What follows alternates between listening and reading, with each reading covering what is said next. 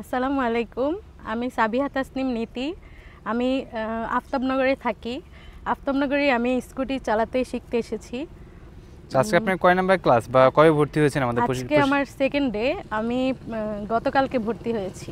আচ্ছা, আজকে কি আপনি কি চালাতে পারতেছেন এখন দুই পা তুলে? জি, আমি পারছি। আচ্ছা, দুই পা তুলে রাইড করছেন কয় নাম্বার ক্লাসে? আমি প্রথম দিনই। প্রথম দিনই আপনি দুই পা তুলে রাইড করতে পারছেন সুন্দর মতো। আপনি তো সাইকেল চালাতে পারেন, রাইট?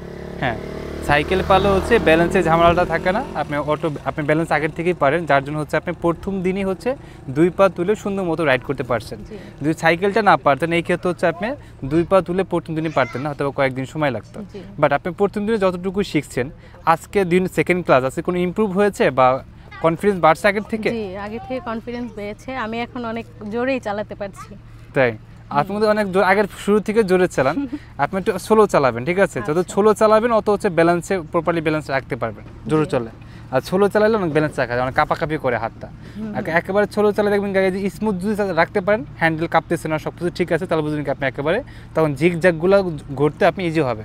বিএডটাতে যে পরীক্ষা হয়, ঝিকঝাক দেয়, গোল সার্কেল দেয়, স্টান দেয়, এগুলো ঘুরতে স্লো চালাই ঘুরতে হয়, জোরে চালাই না। তো আপনার স্লো চালানোর প্র্যাকটিসটা করতে হবে, ঠিক আছে? তারপর এখন চালান, আস্তে আস্তে যান, স্টার্ট দেন।